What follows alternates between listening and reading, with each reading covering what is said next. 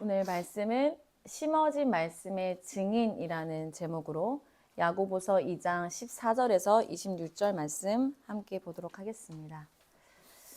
네, 형제들아, 만일 사람이 믿음이 있노라 하고 행함이 없으면 무슨 유익이 있으리요? 그 믿음이 능히 자기를 구원하겠느냐? 만일 형제나 자매가 헐벗고 유력을 할 지식이 없는데 너희 중에 누구든지 그에게 이르되 평안히 가라, 덥게 하라, 배부르게 하라 하며 그 몸에 쓸 것을 주지 아니하면 무슨 유익이 있으리요? 이와 같이 행함이 없는 믿음은 그 자체가 죽은 것이라. 어떤 사람은 말하기를 너는 믿음이 있고 나는 행함이 있으니 행함이 없는 내 믿음을 내게 보이라. 나는 행함으로 내 믿음을 내게 보이리라 하리라. 내가 하나님을 말씀하신 줄을 믿느냐? 잘하는도다. 귀신들도 믿고 떠느니라. 아, 허탄한 사람아, 행함이 없는 믿음이 헛것인 줄을 알고자 하느냐? 우리 조상 아브라함이 그 아들 이삭을 제단에 바칠 때에 행함으로 의롭다함을 받은 것이 아니냐? 내가 보거니와 믿음이 그의 행함과 함께 일하고 행함으로 믿음이 온전하게 되었느니라. 이에 성경에 이른 바 아브라함이 하나님을 믿으니 이것을 의로 여기셨다는 말씀이 이루어졌고 그는 하나님의 것이라 칭함을 받았나니. 이로 보건대 사람이 행함으로 의롭다 하심을 받고 믿음으로만은 아니니라. 또 이와 같이 라비 사자들을 적대하여 다른 길로 나가게 할 때에 행함으로 의롭다 하심을 받은 것이 아니냐. 함께 읽겠습니다. 영혼 없는 몸이 죽은 것 같이 행함이 없는 믿음은 죽은 것이니라. 아멘. 우리가 예수님을 믿는지 안 믿는지 우리는 어떻게 알 수 있습니까? 누군가를 볼 때. 예수님을 믿는지 안 믿는지 알 수 있는 방법은 그가 자신을 부인하면 그는 예수님을 믿는 자입니다. 그러나 하나님을 부인하면 그는 예수님을 믿는 것이 아닙니다. 자신을 부인한다는 건 나를 십자가에 못 박고 죄의 길에서 돌이켜 예수님으로 사는 것을 말합니다. 자신을 부인하는 삶은 내가 살아왔던 모든 삶의 태도와 방식을 추구하던 뜻과 방향을 예수님께로 완전히 돌이키는 것을 말합니다. 나를 부인하는 것이 주님의 믿음입니다. 주님의 믿음이 나를 부인하게 합니다. 그렇게 이 자는 예수님을 믿은 사람이고 예수님을 믿는다면 반드시 그에 따르는 행함이 이를 존재케 하는 것입니다. 이 땅 가운데 자신의 형상을 드러내서 밝히 보이시는 것은 하나님의 믿음이 살아 역사하신다는 증거입니다. 하나님이 살아계신 하나님이시라는 것과 하나님께서 모든 만물의 통치자, 모든 나라의 주인이시라는 것을 믿음의 한 사람을 통해 그의 믿음의 행함으로 성령님의 권능을 나타내십니다. 예수님의 왕되심을 드러내십니다. 하나님의 영광이 온 땅 가운데 충만함을 믿음 있는 한 사람과 함께 계시다는 것을 그의 믿음을 통해 증거하십니다. 그렇게 하나님을 믿는다고 말하는 것은 내가 말할 수 있는 나의 말과 고백과 의지가 아닌 철저히 하나님 아버지의 고백입니다. 그분의 의로 말미암아 의롭다 여겨져 하나님으로 인해 고백하는 것, 즉 하나님께서 나를 통해 고백하시는 하나님의 고백이 믿음의 고백입니다. 나의 의로 얻어진 믿음이 아니기 때문에 나의 행함과 선함으로 얻어진 믿음이 아니기에 오직 믿음은 하나님께로부터 왔고 하나님을 고백하는 것이 믿음이기에 사람의 믿음이 결단코 나의 믿음을 주장할 수 없습니다. 반드시 믿음은 하나님을 자랑합니다. 내가 예수님을 믿었다고 해서 내게 믿음이 있다고 해서 내가 구원받았음을 주장할 수 없습니다. 나의 믿음도 나의 구원도 하나님만이 주장하실 수 있습니다. 믿음은 하나님의 의 그 자체예요. 믿음은 그가 어떤 자이든 간에 하나님의 선택과 결정으로 주신 하나님의 선물입니다. 우리가 믿음을 받고 안 받고 선택할 수 있는, 결정할 수 있는 것이 우리에겐 없습니다. 내가 믿은 것 같으나 내가 믿은 것이 아닙니다. 반대로 믿음이 있는 것 같으나 실상 나는 예수님을 안 믿은 상태에 놓여 있을 수 있다는 말입니다. 방금 앞서서 제가 쭉 말한 것을 말씀하시는 분은 오직 하나님만 주장하실 수 있다. 나의 구원도 나의 믿음도. 그러니 내가 믿음이 있는 것 같으나 내가 예수님을 안 믿은 상태에 있을 수 있다는 것이죠. 오늘 야고보서 2장 14절에서 26절 말씀은 믿음이 없으니까 믿음을 행해야지, 믿음의 길로 나아가야지를 말씀하는 것이 아닙니다. 믿음이 아예 없는 것을 말하는 것이에요. 믿음은 점점 행위를 통해서 생겨지고 얻어지는 것이 아닙니다. 믿음은 예수님을 믿으면, 예수님을 나의 구원자로 영접하면 나는 죽고 얻어지는 것이 믿음이에요. 그 사람에게는 이제 이 세상에 이 믿음 하나밖에 없는 거예요. 그러니까 예수님 한 분밖에 안 남은 거예요. 그게 예수님을 믿는다, 예수님을 영접한 사람의 모습이에요.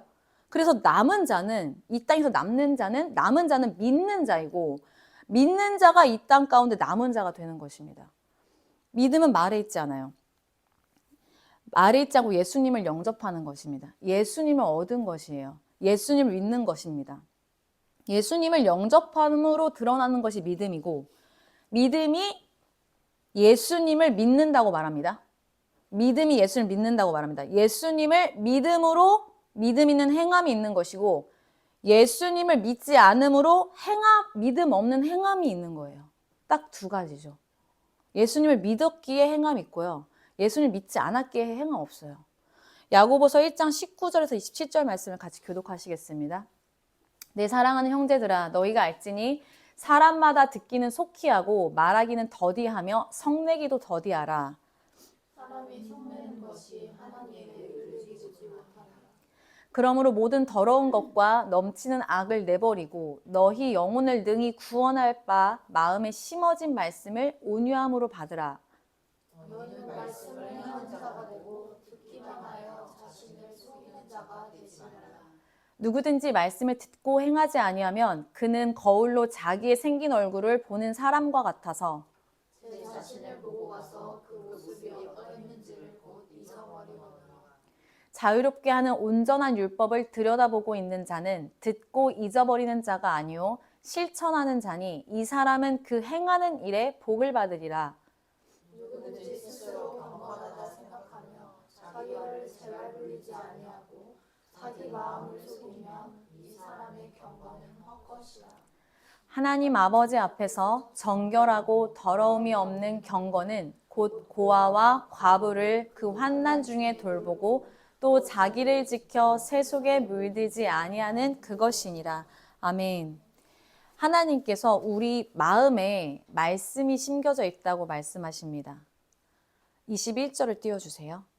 심겨진 말씀은 이곳에 영구히 머무르며 뿌리를 깊게 내려 이 말씀의 씨앗이 자라고 벗겨져 가지를 내고 풍성히 열매 맺는데, 이 열매는 우리 영혼을 구원할 수 있는 말씀이라고 하십니다. 와, 너무 놀라워. 너무 놀라워요. 하나님의 말씀이 우리 안에 심겨졌는데 이곳에서 절대 떠나지 않고 뿌리를 깊게 내려 이 말씀의 씨앗이 자라고 벗겨져 가지 내고 풍성히 열매 맺는데, 이 열매는 반드시 우리 영혼을 구원할 수 있는 말씀이래요. 이것만 있으면 되잖아요. 우리 안에 말씀으로 계신 하나님은 우리를 구원에 이르게 하기 위해 계신 분이라는 거예요. 당신의 존재 이유이시고 예수님을 이 땅 가운데 보내신 이유이고, 우리가 성령의 인도함 받아 결국 이루기 위한 단 하나의 목적이 뭐냐? 바로 영혼의 구원이에요. 우리의 구원 때문인 것을 우리 마음에 심어두신 거예요. 하나님께서 우리 마음에 심어두셨다고요. 여러분 마음 어떻게 생긴지 아십니까? 우리 하나님 창조주세요. 이 심어진 말씀을 오직 온유함으로 받으라고 하십니다. 온유는 히브리어로 비천하고, 온유가 히브리어 뜻으로 비천하고 공고하고 노예와 같은 상태를 말해요. 노예. 히브리사에서 온유한 사람이란 자신을 하나님의 종으로 여기고 섬기며 겸손한 자세로 이웃을 대하는 사람을 의미합니다. 이는 단순한 약함이 아니라 제어된 힘을 말해요. 힘이 있는데 제어하는 거죠. 온유한 거예요. 온유는 겸손한 마음에 의해서 겸손하기 때문에 절제된 힘으로, 악이 아니라 선을 위해서 사용된 힘이에요. 악을 위해서 온유를 사용하지 않습니다. 선을 위해서 사용된 힘이고, 정의를 이루기 위해서 하나님의 은혜로 부드러워진 것입니다. 온유는 불의에 대해 거부하면서 정의를 이루는 부드러운 성품을 말합니다. 모세는 지면에서 가장 온유한 사람으로 불렸습니다. 그는 하나님 앞에서 철저히 낮아지고 겸손했으면서도 불의 앞에서는 하나님의 공의로 단호한 태도를 취하였어요.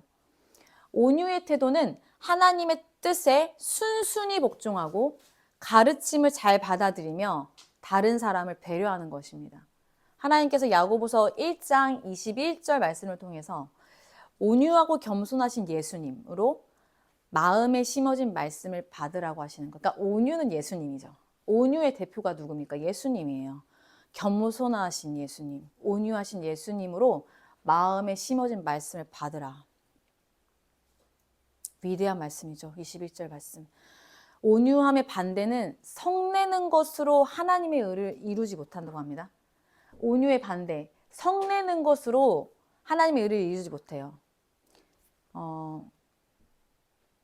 20절 띄워주세요. 성냄, 여기서의 성냄은 히브리어 언어로 하나님의 진노와 동일한 단어로 쓰였어요, 여러분. 성낸다, 사람이 성내지 아니하는 내용이 하나님의 진노하고 동일한 단어로 쓰였는데 하나님의 진노는 찾아보니까 죄를 향한 하나님의 분개, 악을 향한 하나님의 혐오, 그리고 하나님 자신을 대항하는 모든 것, 하나님 당신을 대항하는 모든 것을 향한 분노와 불쾌감에 대한 표현이 하나님의 진노예요. 그것이 여기 나오는 성내는 것과 똑같이 썼는데, 즉 하나님께 대항하는 모든 의지를 향한 하나님의 적극적인 대항이 하나님의 진노예요. 하나님의 진노는 오직 공의로우신 재판장만이 하실 수 있는 행위라는 거예요. 하나님의 진노는. 그러나 사람이 성을 낸다는 것은 자신이 재판장, 하여튼 하나님의 것을 사람이 사용한다는 순간부터 하나님이 되겠다라는 거예요. 사람이 성을 낸다는 것은 자신이 재판장의 자리에 앉아서 상대방을 심판하겠다는 의지를 드러내는 거예요. 즉 인간의 성냄은 그 본질상 내가 하나님 노릇을 하겠다는 교만을 내포하기 때문에 결코 하나님의 의를 이루지 못함이라고 써 있습니다. 그냥 성내는 것은 이를 이루지 못한다. 근데 그 성내는 것의 원어를 살펴보니까 하나님의 진노예요. 하나님의 진노를 살펴보니까 인간이 성내는 게 하나님과 반대되는 거죠. 그러니까 하나님이 되고 싶었던 거죠.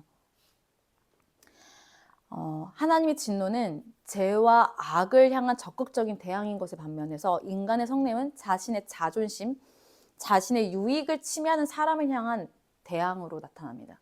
야고보서 21절에서 말씀하듯 우리 안에 넘치는 악, 1장 21절에서 우리 안에 넘치는 악이 진노의 동기가 되기 때문에 우리 안에 넘치는 악이 진노의 동기가 된다. 우리는 우리의 영혼을 능히 구원하는 마음에 심어진 말씀으로 온유함을 받으라고 말씀하신, 결국 예수님을 받으라고 말씀하신 하나님의 자비가 말씀 속에서 떨어지고 있어요. 말씀으로 우리를 이미 구원하고 계세요. 이토록, 그러니까 진노하지 말라는 거죠. 성내지 말라는 것이죠. 이토록 우리에게 생명이 되는 마음에 심겨진 하나님의 말씀과 하나님께서 심지 않은 것이 심은 것으로 있는 것이 있어요. 성경에 잘 들으세요.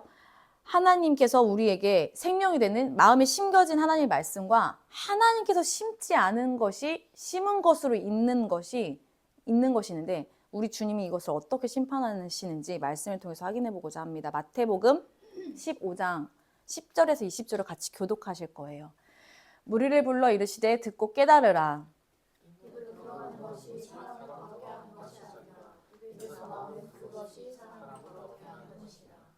이에 제자들이 나와 이르되 바리새인들이 이 말씀을 듣고 걸림이 된 줄 아시나이까.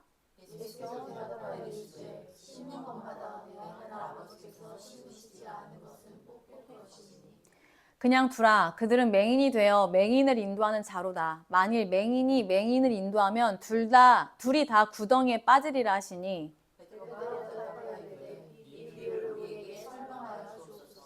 예수께서 이르시되 너희도 아직까지 깨달음이 없느냐.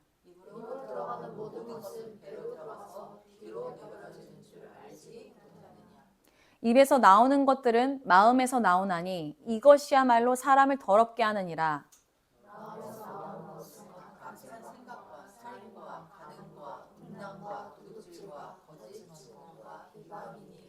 이런 것들이 사람을 더럽게 하는 것이요 씻지 않은 손으로 먹는 것은 사람을 더럽게 하지 못하느니라. 아멘.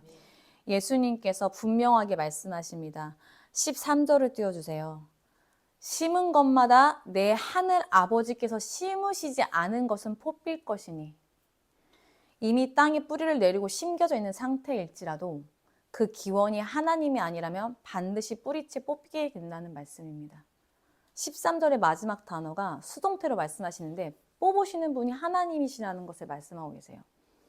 인간이 아무리 견고하게 세운 전통이나 바리새인들의 외식적인 가르침이라 할지라도 하나님께서 직접 개입하셔서 직접 그것들을 완전히 제거하실 것이라는 뜻인데 13절 말씀을 통해서 현재 심겨져 있다는 사실이 절대 결단과 안전하다는 것을 보장하지 않음을 말씀합니다.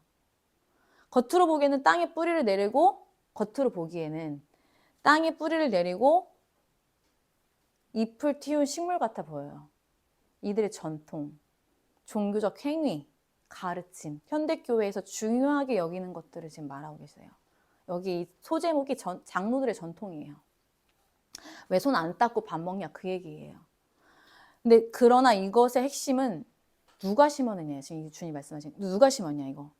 하나님이 심으시지 않은 것이라고 말씀하세요. 그러니까 즉 위선적인 믿음을 말씀하시는데 아무리 잎이 무성해 보여도 결코 심판의 대상이라고 예수님 말씀하시는 건 하나님은 이 믿음을 심은 적이 없대요.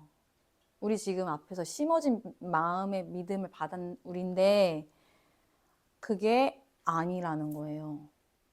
위선적으로 행동하는 나의 모습이 하나님을 심으시지 않은 거죠. 그래서 뭡니까? 19절에서 나오는 겁니다. 이들의 마음에서 나오는 게 뭡니까? 이게 하나님이 심으신 마음인지 심어진 마음인지 잘못 심겨진 것인지를 확인하셔야 돼요.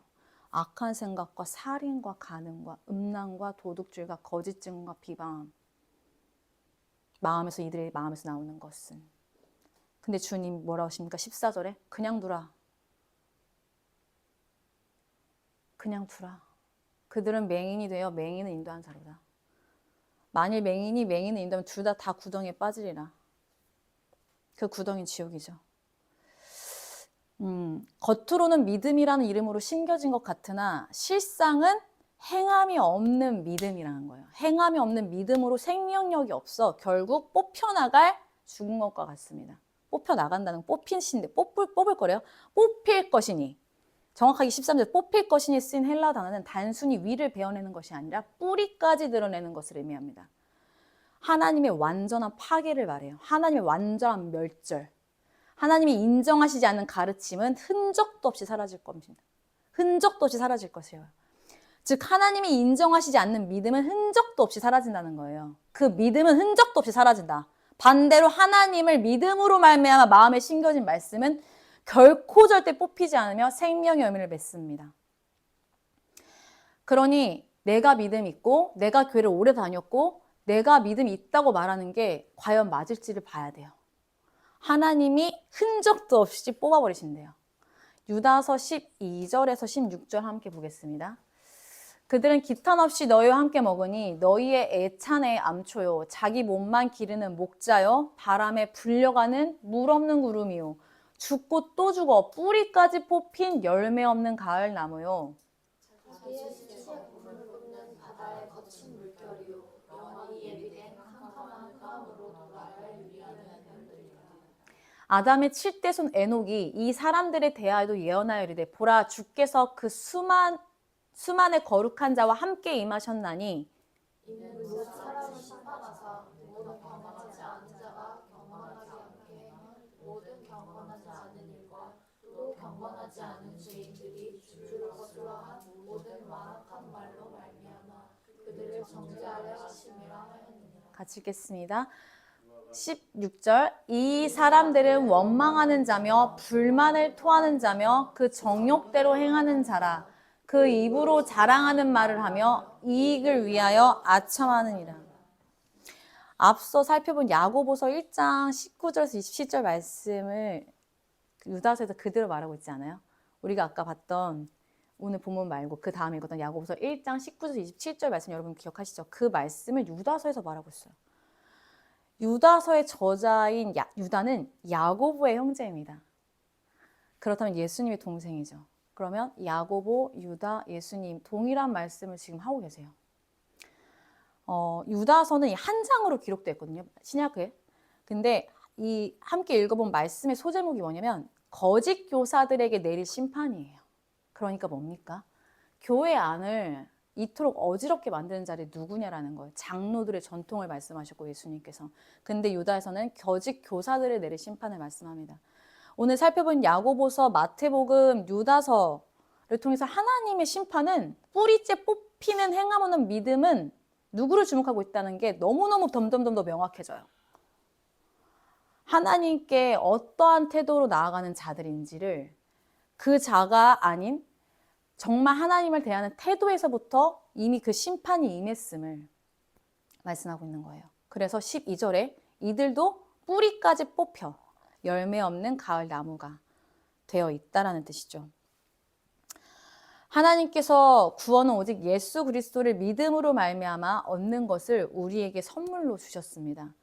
예수님을 믿음으로 단번에 허락하신 믿음이에요. 여러분, 믿음이 있으려고 계속 뭔가가 하는 게 아니라 예수님을 믿으면 단번에 허락하신 그 믿음을 우리가 믿지 않으면 이게 중요한 지점이에요.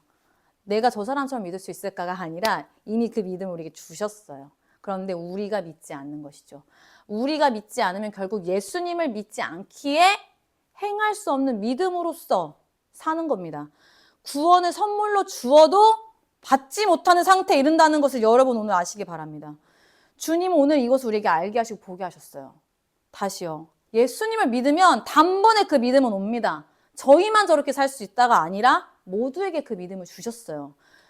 그 믿음이 강력한 것이에요.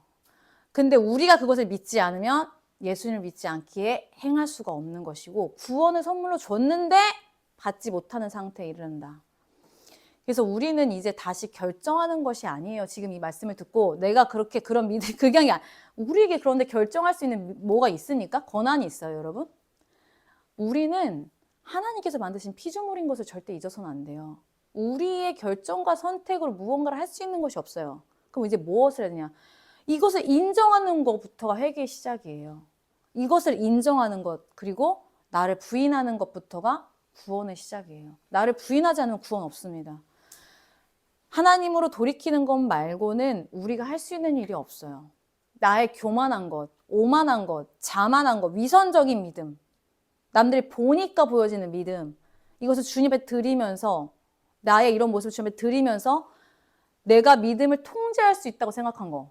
여러분 이거 진짜 너무 무서운 말이 아닙니까?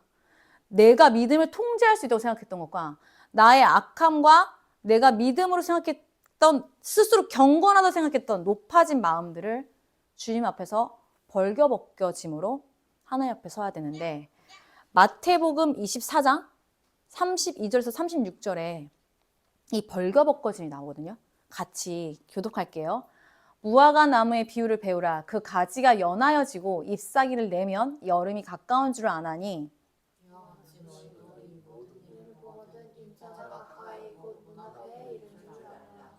내가 진실로 너에게 말하노니 이 세대가 지나가기 전에 이 일이 다 일어나리라.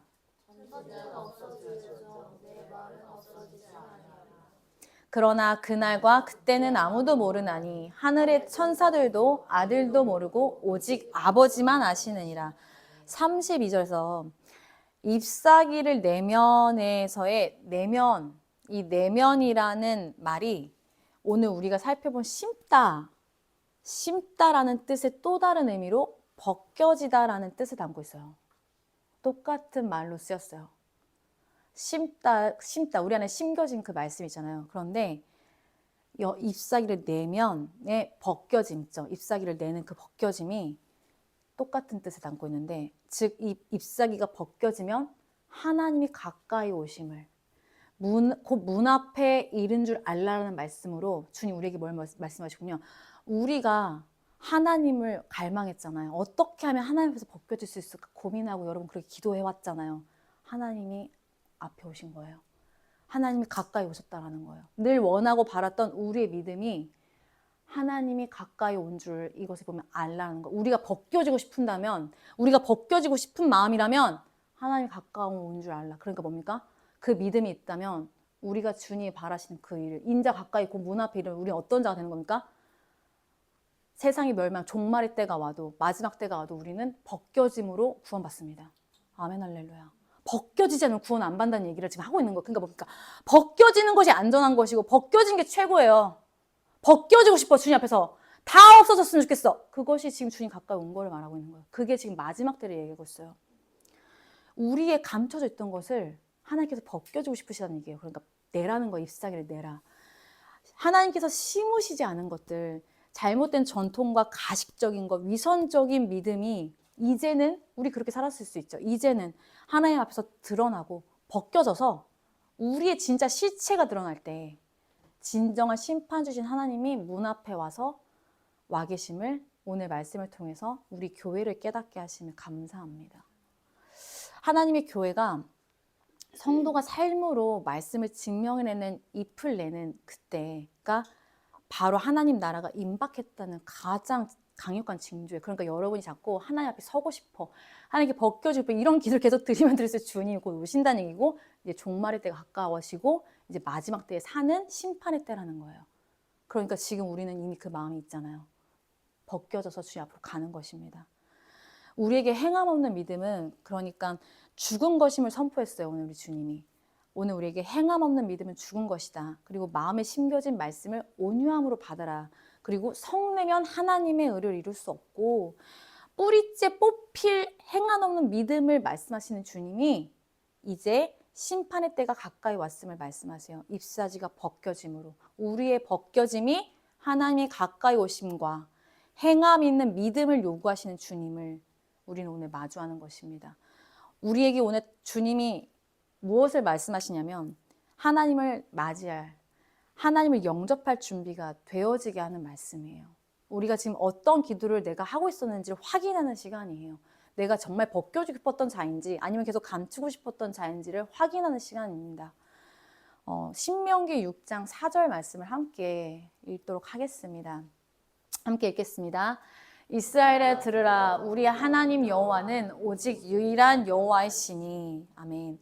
신명기 6장 4절의 말씀은 이스라엘과 하나님의 언약의 말씀이에요. 여러분 이 말씀 교회 다니는 분들은 거의 다 아세요. 어린아이 때부터 이 말씀을 많이 보고 자랐어요. 근데 이 말씀을 좀 더 깊이 있게 살펴보면 고대 시대에 언약을 맺을 때 짐승을 잡아서 그 몸통을 반으로 갈라서 자르고 좌우를 벌려 놓았습니다. 그리고 언약의 당사자들이 그 피 뿌려진 사체 사이로 지나갔습니다. 창세기 15장에서 이걸 했어요. 아브라함이 하나님과 함께. 하나님께서 아브라함과 언약을 맺으실 때 쪼갠 고기 사이로 타는 횃불이 지나가는 장면이 바로 언약을 자르다의 모습이에요. 언약을 자르다. 언약을 자르다. 근데 만약 둘 중 한 명이라도 이 약속을 어긴다면 이 쪼개진 짐승처럼 죽임을 당하게 될 것이라는 의미로 목숨을 건 맹세를 하는 거예요. 그러나 그 목숨을 내건 맹세는 하나님 자신을 죽임 당하게 하심으로 우리를 살리신 생명의 언약이었습니다. 그가 누굽니까? 생명을 주고자 생명을 내놓고 우리를 얻으신 주님의 언약은 온 인류를 구원하신 예수님의 십자가를 말씀하세요. 그렇게 생명의 주이신 주님 앞에 우리는 날마다 쉐마 이스라엘 이 말씀을 믿음으로 고백하라는 거예요. 이게 왜 중요한 말씀인지를 지금 말씀을 드리는 거예요. 쪼갠 고기를 우리는 사람이나 그 언약을 늘 파괴하지만 그걸 파괴한 분은 오직 하나님 한 분. 그것을 우리가 약속을 어길 건 너무 분명하고 하나님이 자신 스스로 죽임 당하신 것. 계속 죽으시잖아요. 우리 때문에 예수님. 자, 누가복음 22장 20절 말씀을 같이 읽겠습니다. 저녁 먹은 후에 잔도 그와 같이 하여 이르시되 이 잔은 내 피로 세우는 새 언약이니 곧 너희를 위하여 붓는 것이라. 예수님께서 생명을 내놓고 우리를 영원토록 책임지시고 영원히 사랑하시며 영원히 보호하신다는 약속의 말씀이 하나님께서 쉐마로 우리 마음에 심어두셨습니다. 여러분 이 말씀이 쉐마하고 연결되는 거예요. 내 피로 세운 새 언약이라. 이것은 제자들에게 마지막 만찬에서 말씀하신 내용이에요. 새 언약. 이제 예수님이 오심으로 우리는 예수님을 믿음으로 새 언약 백성이고 우리는 더 이상 쪼갠 고기 사이를 가르는 것이 아니라 예수님이 단번에 죽으심으로 그 믿음을 얻은 자, 그 언약으로 말미암아 우리를 영원히토록 책임지시고 영원히 사랑하시며 영원히 보호하신다는 것을 어떻게 창세기 15장에서 나왔어요. 그리고 어떻게 신명기 6장 4장에서 나왔어요. 하나님만이 영원하고 영원한 것을 위하여 영원한 것으로 영원한 약속을 맺으신 하나님께서 우리와 세우신 새 언약을 이루십니다. 반드시 이루시는데 예레미야 31장 31절에서 33절 말씀을 함께 읽겠습니다. 시작. 여호와의 말씀이니라. 보라, 날이 이르니니 내가 이스라엘 집과 유다 집에 새 언약을 맺으리라. 이 언약은 내가 그들의 조상들의 손을 잡고 애굽 땅에서 인도하여 내던 날에 맺은 것과 같지 아니할 것은 내가 그들의 남편이 되었어도 그들이 내 언약을 깨뜨렸음이라. 여호와의 말씀이니라. 그러나 그날 후에 내가 이스라엘 집과 맺을 언약은 이러하니 곧 내가 나의 법을 그들의 속에 두며 그들의 마음에 기록하여 나는 그들의 하나님이 되고 그들은 내 백성이 될 것이라. 여호와의 말씀이니라. 아멘. 여러분 33절에서 내가 나의 법을 그들 속에 두어 그들의 마음에 기록하여 마음에 심겨진 말씀. 하나님의 법을 우리 속에 두고 우리 마음에 하나님 기록하셨습니다. 하나님의 말씀이 우리 마음에 새겨져 있어요. 하나님의 새겨진 말씀이 우리 속에 있어요. 그것을 안 믿는 건 여러분들이에요. 우리 마음에 심겨진 말씀으로 온유함으로 예수님을 우리는 그걸 받습니다. 그래서 우리는 죽은 믿음이 아니에요. 살아서 오늘도 역사하시는 예수님의 행함 있는 믿음이에요. 이것을 주님이 알려주고 싶으신 거예요. 근데 이걸 알려면 쉐마도 봐야 되고 예수님이 새 언약도 봐야 되고 예레미야에게 말씀하신 하나님의 약속도 봐야 돼요. 다 봐야 돼요. 그냥 그 한 문장만 보고 행함 있는 믿음이 뭐야? 이렇게 보면 안 돼요. 엄청납니다. 하나님의 약속은. 그 말씀이 뭐예요? 그들의 하나님이 되고 보면 그 말씀은 하나님이 됩니다. 말씀이 하나님의 백성이 되는 거예요. 왜냐하면 우리 속에 그 말씀이 있으니까 그 말씀이 하나님의 백성이 됩니다. 그러니까 뭡니까? 우리가 하나님의 말씀이에요. 쉐마의 마지막 글자인 아인과 에하드의 마지막 글자인 달렛이라는 글자가 있는데 이 두 글자를 합치면 에드라는 단어가 되는데요. 이 에드는 뭡니까? 증인이에요. 쉐마에서 나온 말씀. 쉐마의 마지막 글자에 붙어있는 아인과 에하드의 이 기역처럼 생긴 이 달렛을 합치면 에드라고 하는데 이 에드가 증인인데 마소라 성경에서는 그러니까 옛날 유대인들이 봤던 그 성경에서는 이 두 글자를 굉장히 크게 써놨습니다. 이 아인과 달렛을 쉐마의 이 아인과 달렛을 엄청 크게 써놨어요. 그 원래 크기보다 그것을 더 크게 강조해서 썼어요.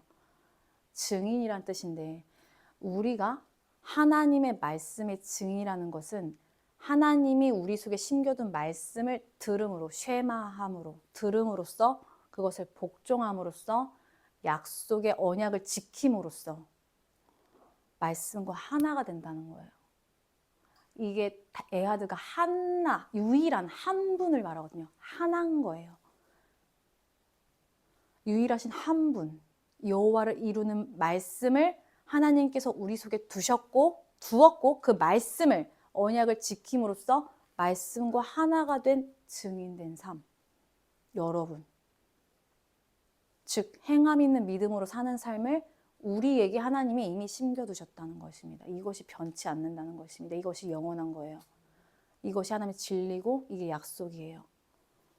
말씀이 삶인 것이고 삶이 말씀인 우리라는 것입니다. 우리 속에 말씀이 심어져 있기 때문에 우리는 이 삶을 믿음의 행함으로 보이며 살아가는 거예요. 우리가 믿음의 행함이 보일 수밖에 없는 존재로 만들어진 거예요. 예수님을 믿으면에서 시작해야 합니다. 마음에 심어진 말씀은 영구히 머물며 뿌리 깊게 내려서 절대로 뽑히지 않는 하나님이 심어두신 말씀이에요. 심으신 분이 분명히 반드시 하나님이시라면 그것은 절대로 뽑히지 않습니다. 그러나 우리가 하나님을 심으시지 않은 것을 믿고 따랐다면 그것이 내가 신이 되어 내가 나를 따랐든 그것이 무엇이든 간에 반드시 회개하고 예수님을 영접해야 합니다. 예수님을 믿고 예수님을 믿음으로 예수님으로 죽습니다. 죽임을 당해야죠. 네. 그래서 새 언약 백성으로 살으셔야죠. 그래야 나를 부인하여 예수님만을 사는 삶, 예수님으로만 사는 삶에 반드시 살아있는 믿음으로 인해 이미 받은 그 믿음으로 인해 새겨진 말씀으로 인해 행함 있는 증인의 삶을 고백하는 것입니다. 그렇게 주님을 증거하게 될 여러분들이세요. 여러분들의 한 사람 한 사람 여기 모여있는 사람들은 기적과 같은 사람들이고 하나님이 너무너무 사랑하시기 때문에 너무너무 아까워요. 저는 너무 그 아낌이 아까운 거 아시잖아요. 자녀가 뭘 하면 아깝잖아. 그 지나가는 시간이 아깝듯 하나님이 여러분을 보는 시간이 너무 아깝습니다. 이제 마지막을 같이 준비해야 되는 하나님의 사람들이니까 그의 인생이 어떠하든 중요하지 않아요. 하나님이 심어둔 말씀이 그 안에 있기 때문에 그가 증인이기 때문에. 그래서 신명기에서 다시 한번 확증합니다. 30장 19절에서 20절 말씀 같이 보겠습니다. 내가 오늘 하늘과 땅을 불러 너희에게 증거를 삼노라. 내가 생명과 사망과 복과 저주를 내 앞에 두었은즉 너와 내 자손이 살기 위하여 생명을 택하고 내 하나님 여호와를 사랑하고 그의 말씀을 청종하며 또 그를 의지하라. 그는 내 생명이시요 내 장수이시니 여호와께서 내 조상 아브라함과 이삭과 야곱에게 주리라고 맹세하신 땅에 내가 거주하리라. 아멘. 넘겨서 같이 이사야 말씀도 쭉 볼게요. 무릇 시온에서 슬퍼하는 자에게 화관을 주어 그 죄를 대신하며 기쁨의 기름으로 그 슬픔을 대신하며 찬송의 옷으로 그 근심을 대신하시고 그들이 의의 나무 곧 여호와께서 심으신 그 영광을 나타낼 자라 일컬음을 받게 하려 하심이라. 다음 이사야 내 백성이 다 의롭게 되어 영원히 땅을 차지하리니 그들은 내가 심은 가지요 내가 손으로 만든 것으로서 나의 영광을 나타낼 것인즉 그 작은 자가 천명을 이루겠고 그 약한 자가 강국을 이룰 것이라. 때가 되면 나 여호와가 속히 이루리라. 아멘. 여러분 하나님이 심으신 것에서 하나님이 납니다. 아멘 할렐루야. 하나님이 심겨둔 것에서 하나님의 말씀이 풍성히 맺고 하나님의 나라를 이룹니다. 심은 이가 자라게 하시고 자라게 하시는 이가 열매 맺고 열매를 맺게 하신 이가 거두십니다. 그러니 여러분이 손댈 건 하나도 없어요. 여러분의 인생이 여러분이 손대는 것 자체가 망침이에요. 여러분이 여러분을 생각하에 이것이 맞겠다 생각하는 것들이 하나님과 반대됩니다. 그래서 우리에게서 지혜가 있는 것을 굉장히 두려워하십시오. 우리에게서 지식이 있거나 우리에게서 뭔가가 나려고 할 때 여러분을 절제하셔야 돼요. 제어하셔야 돼요. 온유함으로 제어하십시오. 그것이 하나님께서 바라시는 거예요. 하나님의 온유함은 선을 내거든요. 근데 그 길은 성경에 나와 있는 모든 내용이기 때문에 여러분들 확인하셔야 합니다. 그 길을 걸어갈 때 그냥 나의 직감적인 것을 하는 것이 아니에요. 확인하시는 겁니다. 그런데 하나님께서 누구신지를 당신의 이름을 성경이 너무너무 거룩하게 나와 있는 구절이 있어요. 이걸 읽고 이제 마무리할 거예요. 당신이 누구신지 우리가 오늘 계속 심었잖아요. 하늘 심으셨잖아요. 요한복음 15장 1절에서 12절 같이 교독하도록 하겠습니다. 나는 참 포도나무요 내 아버지는 농부라.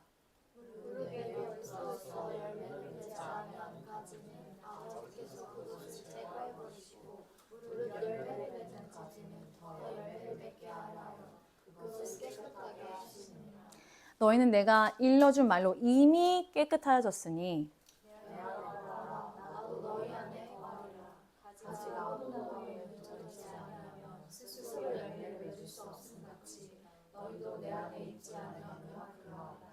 나는 포도나무여 너희는 가지라. 그가 내 안에 내가 그 안에 거하면 사람이 열매를 많이 맺나니 나를 떠나서는 너희가 아무것도 할 수 없음이라.